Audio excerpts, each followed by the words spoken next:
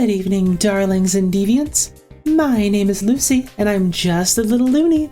Lorcana's reveals are speeding up, which means I need to speed up and make sure I cover these before even more show up. I don't dare look under the clown car. I swear they're hiding another one from me. Different format this time as well.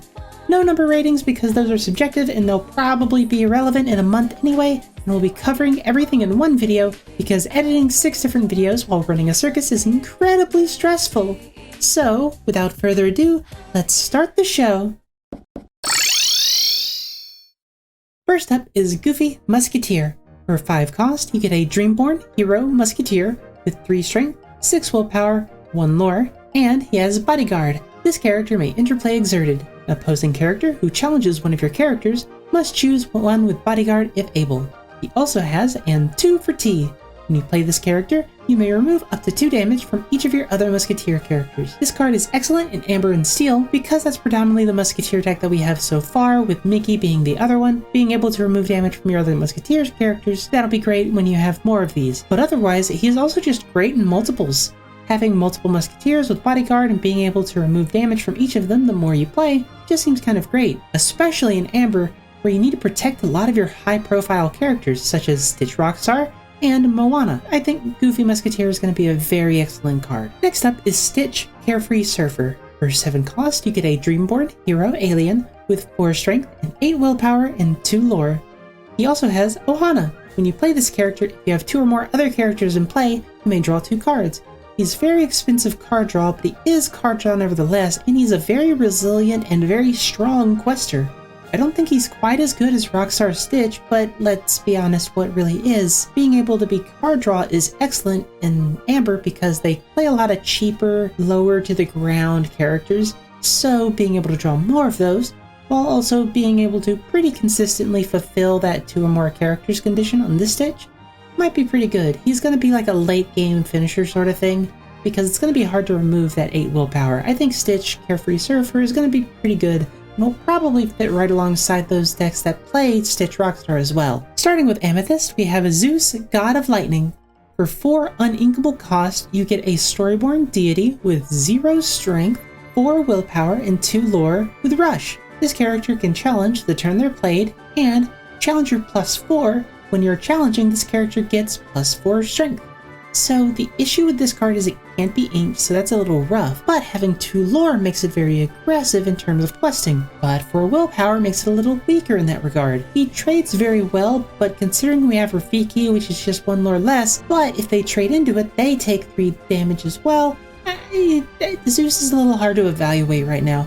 If we have a way to remove damage in Amethyst, it might be better. But as it stands for now, unless you're mixing this with something like Coconut Basket or Dingle Hopper to like get some value off of that, some value off of the trades there, I don't think he's going to be that good. Following that is Sven, Official Ice Deliverer. For 6 cost, you get a Storyborn Ally with 5 strength, 7 willpower, and 1 lore.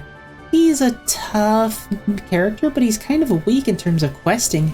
He's vanilla, but honestly, we have so many good challengers and rushes this color that I don't think a vanilla like this is going to be worth that much. He's very good with Pocket Watch, I will admit, because he's very tough and very strong, but it's gonna not being able to quest that well makes him a little rough. I'm not that all impressed with Sven, honestly. The Emerald card we saw is Peter Pan Never Landing.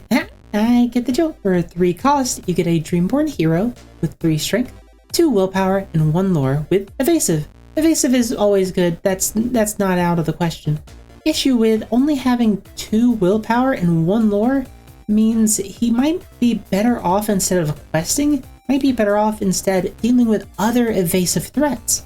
But being evasive means he's an enticing target for other evasive threats, meaning it might be weaker in Emerald because they like to use Reckless as a form of stall and removal for more evasive threats. But if you're recklessing something with evasive and they're not challenging something of yours that isn't evasive, you're not really gaining that much advantage. He might be filler, or he may be a valuable shift enabler in the future because evasion is an excellent form of protection as well. Ruby got a very solid card in Rapunzel Letting Down Her Hair. For 6 uninkable cost, you get a Dreamborn Hero Princess with 5 strength, 4 willpower, and 2 lore with Tangle. When you play this character, each opponent loses 1 lore. She is an excellent quester with 2 lore, that's fantastic. Her willpower is a little bit weak, but the Enter's playability makes up for it. And 1 lore can be the difference between winning and losing a game, and if they trade into her to stop her questing, which is very good because she has 2 lore after all, it's like you're even gaining more lore because she's stalling. I like this card a lot. The uninkable is a little bit awkward. We're unsure about how powerful cards with uninkable need to be to bank a slot into your deck, because you can only play so many of them. But other than that, I think this one is going to be a very high consideration in those because this card is just very, very good. Item Slingers Rejoice. Sapphire got another cool card in the form of Ariel, Who's It Collector. For 4 uninkable cost, you get a Storyborn Hero Princess with 3 Strength, 3 Willpower, and 1 Lore. With, look at this stuff, whenever you play an item, you may ready this character. This card is great. I love Item Slingers cards. I love that they're getting more support. However, the main issue that Item Slingers faces is having a lack of item volume. We don't have that many items overall in the game at the moment, but having a solid card like this helps out a lot, so if we inevitably get more items, this card is just going to get better and better. Being uninkable kind of conflicts with the ramp package that Sapphire has, meaning it may be a bit awkward to run both of them in an Item Slingers deck like this, which you may want to do because Maurice is pretty expensive and being able to cheat him out early is very good. Yeah, it's going to be a little back and forth between that one. Princess as well means you could also combo with Moana in Amber Sapphire, meaning you could ready this card a bunch of times on a turn. There are so many combos that this card enables. I think this card's going to be fantastic, and it's Ariel. I like Ariel a lot. Finishing off with Steel, we get Simba, Future King. For 1 cost, you get a Storyborn Hero Prince with 1 Strength, 2 Willpower, and 1 Lore with, guess what? When you play this character, you may draw a card, then choose and discard a card. I like the filtering. I like being able to draw a card first, and then being able to discard. That's pretty good. The problem is he has very weak stats. He loses to most of the 1-drop 2/2 vanillas. He's unexciting to me. I'm not really a fan of it. If we get a Shift Simba, this might be very good because he's a super low drop, and Simba seems like one of those characters that would be very easy to shift, make cards that are Floodborn with him. But until we get that, I'm not a super big fan of Simba Future King. But it does have amazing art, and I love that to pieces. And last but not least, we have Maui Demigod. For 8 cost, you get a Storyborn Hero Deity with 8 Strength, 8 Willpower, and 3 Lore. This man is huge. Maui does not come and mess around. However, he is just a vanilla, and there's a lot of hard removal now that we have in the form of like Dragon's Breath and Let It Go, so he may not be as powerful as he lets on to begin with. However, he is a must-answer threat at 3 lore, and he might be actually hard to achieve in a normal game because 8 cost is a lot. Like, people are able to play Gantu, but Gantu provides an immediate impact.